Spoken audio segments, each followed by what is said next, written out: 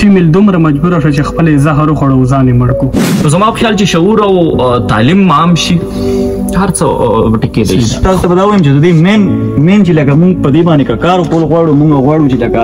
فیمیل سره د امپاورمنت بلو شي هغه د پرټولو کې چې کوم امپورټنت کار دی هغه دا دی چې مونږ خپل زنانو ته چې کم دنو تعلیم ورکړو. السلام علیکم. زه یم اواز منګل او په پروګرام کې را سره د جرنالیزم ډیر تکړه زده کوونکي او صحافیان را سره موجود دي او نن زموږ د پروګرام د خبرونې موضوع ده د زنانو په حقوق باندې. اډومبه ملما حارث تاسو ته په پروګرام کې په خیر راغلی وم. ډیره مننه، مهرباني شو. زموږ دویم درون خوږ ملما عثمان شکور صاحب تاسو هم په پروګرام کې هر کله په خیر راغلی وم. ډیره مننه. دریم ملما زموږ چې کوم دی بلال تاسو هم په خیر راغلی او بل زموږ د سواد سره تعلق لرونکي ملکوي صاحب تاسو هم په پروګرام کې په خیر راغلی وم. ګرانو اوریدونکو، نن زموږ د پروګرام موضوع ده د ښځو په حقوق باندې. د یو ځینو مخلونه یو ډیره افسوسناک یو واقعي مخې ته رااله چې په کور کې یو ماشومه شکور صاحب حارث صاحب چې تاسو ته توجه وي چې هغه د خپل خوخي اوس زنانه ژوندم نشي کولی. چرته به ځان له د خپل خوخي چرته پیزار غستی یا چرته به مارکیټ لتلی چیرې د خپل خوخي خلو د پکور کې زموږ د پښتون دغه د معاشره رټلی شوی معاشره دی ټکونه کوي. فیمیل ته خاصم رائټس نه ورکي، دی ول ټکونه ورکي چې دغه شان د ډیزایني دا چپل بنا خلیا واخل لکه دغه دونه غټه خبره ده نه. بهر حال دی هغه خپل ماشومه هغه لورګي ذهني دباو دونه ښکار کا چې هغه د دو خبرو لکه بل ځان وشتو هغه چې کم د دنیا نه لاړه. نو زه خو هم چې دا خو یو ډیر افسوسناک خبره ده. په دې باندې موږ خپل جوړ نظر شریکو. نو ډومبه حارث صاحب د زنانو په حقوق باندې تاسو خپلم د بنو سره تعلق لري، خپل نظر شریک کې چې زموږ په دې معاشره کې تر کومه حد پورې زنانو ته خپل حقوق ملاويږي. نواز بھائی ډیر مننه. زه چې سو پورې ګورم او وینم کنه زموږ رویه خاص کر پښتون سوسایټي کې فیمیل سره ډیره زیاته خراب ده. هغه موږ صرف د لپاره ساتلی چې یار دا به موږ ته صرف د کور کارونه کوي، د خپل خوخي جون چرته نشي کولی. زه چې درته د خپل کلی یو واقعیا وایم کنه چې پاغي کې پلاری دی د ورګر دی په جواری کې پیسې ویلې وی او لوري سبق ویلو سیکنډ ایئر کې و او بیا کسور نه پیسې غوښتلې دوی ما سره پیسې نشته. نو لوري ورکول لوري ورته ما دومره سبق ویلې دي او مطلب په دې لانجو پنځ کې بس دا سو میاشتې تیرې شو خو هغه فیمیل دومره مجبور شو چې خپل زهر خوړو ځان یې مړ کو. لکه داسې یو نه په هزار قسمه واقعي راځي او ریپورت کیږي نه دا خو لکه ما په خپل کتلې دي او داسې ډېر واقعي دي. زبتا مهرباني حارث صاحب دویمه پوښتنه لرم، اخیری پوښتنه کومه. ټایم هم شورت دی، څنګه به بدلون راوستي شو دا شی به څنګه ختمو د خپل مسلې نو زنانو له څنګه موږ حقوق ورکول شي؟ د پکار دي چې موږ ار یو زی ته ځان ورسو الته د کوم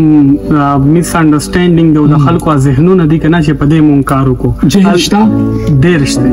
مننه، ډیره مننه. عثمان شکور صاحب ستاسو دغه د جوړ نظر ګټوري خبرې دي کتونکو سره شریکي کړئ د خلکو ته د زنانو ته د زموږ د قوم د خلک حقوق ورسي. ډیره زیاته مننه د وخت راکولو مو. بهرحال زه دونه ووایم چې دا په یو خاص سیمه پورې یو خاص خاوره پورې تړلی شوی نه دي. تاسو دلته د بنو خبره کیږي، دلته بیا د باجوړ د سواد د هر ځي، خو زه د پښتنو منټالیټي په زه ویم چې اورال خبر بکو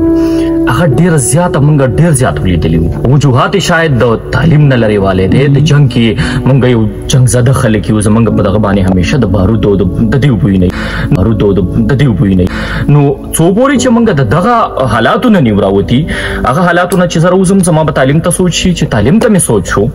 زه بیا کله هم جهالت نه کوم. نو زما په خیال چې یو په خاص یو نریټیو باندې په انجینرینګ طریقې سره مونږ دغه تعلیم نه لري شوی. ما په خیال خبره ټول راځي زمونږ شعور هغه د شعور کمې دی. نو زما په خیال چې شعور او تعلیم عام شي هر څه ټکی دی. خپل هم ډیر ستړی ژوند تیر کړی دی. ډېرې واقعي به کتلې سوکو تاسو مخې ته داسې راغلی ده چې هلته کې د فیمیل رایټس نه ملاوي او تاسو یې چېرته غږ پورته کړی دی. لکه موږ خو خبرې کوو که نه لکه موږ هم چېرته د دې خلکو لپاره غږ پورته کړی دی. داسې ده نواز خانه چې